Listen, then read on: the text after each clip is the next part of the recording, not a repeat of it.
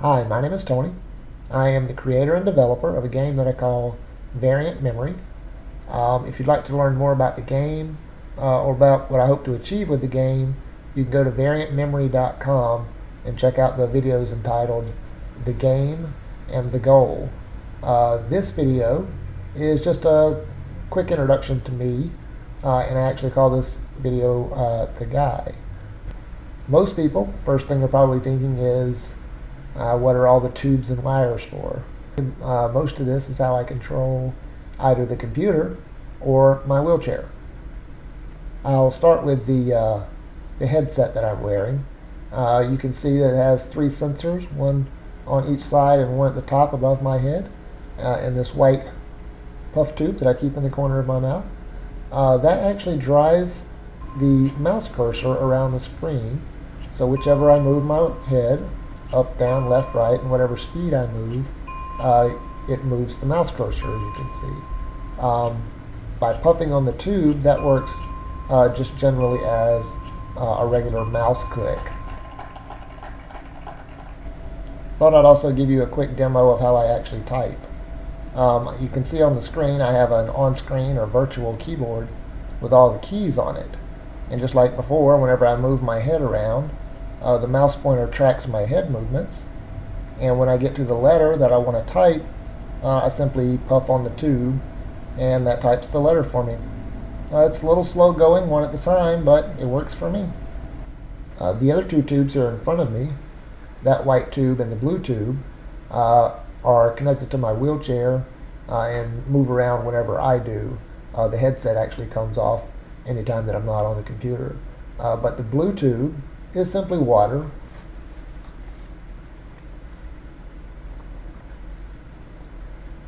So I don't have to ask someone every time I want to get just a plain drink of water. The white tube is actually how I control my wheelchair. I use various combinations of sips and puffs to drive the wheelchair. Like a hard puff would make it go forward. A light puff would make it turn to the right. Hard sip, if I'm already going forward, makes it stop. Or if I'm already stopped, makes it go into reverse. Things like that. The same commands also allow me to either recline the chair up or down. And there's a few other functions that I can control with those same commands as well. Another question that I'm asked regularly is some form of, have you always been disabled? Or what happened? Or were you born this way? Well, actually, no, I wasn't born with any type of disability. I actually grew up with a fairly typical life of a kid that grew up in the rural South. I learned to hunt and fish. I played football and baseball. I spent many days, running the woods like a good Southern boy, I guess. However, when I was 14, Sunday, February 21st, 1988, that typical childhood came to an end. I can still remember it vividly. Coming home from church, heading in and changing my church clothes. Mom was in the kitchen and my stepdad was outside heating up the deep fryer for a fish fry we were going to have that afternoon. And I headed off 2 doors down to my best friend's house. I thought we'd get a little bit of playtime in before the fish fry, before it was time for lunch. I found him there by himself, and us being 2 teenage boys, decided we would see what mischief we could get into. His dad was a prison guard, and he had 2 pistols in his closet.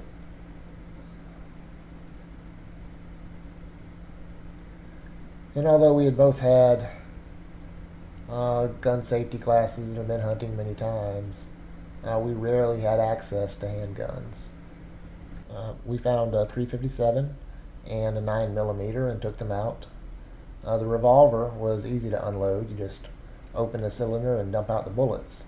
But a 9mm semi-automatic takes a little more precision.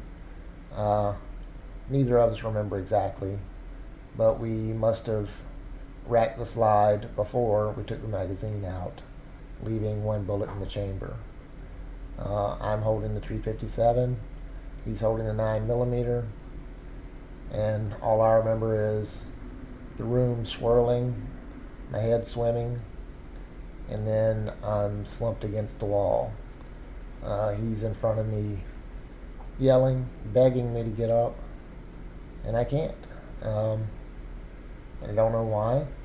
I hadn't heard a shot, hadn't seen the muzzle flash. I simply couldn't move. My arms and legs wouldn't respond. He ran out and returned shortly with my stepfather and a family friend. They moved me into the dining room. I remember my mother coming to the door and them trying to block her way, but she wouldn't be denied. I remember my grandmother, who lived directly across the street, coming in with a very concerned yet somehow comforting look on her face. Everything from then on is just kind of flashes. Even today, it's really more like seeing a movie scene or something more than my own memories. But it's funny what the actual mind does remember in a time like that.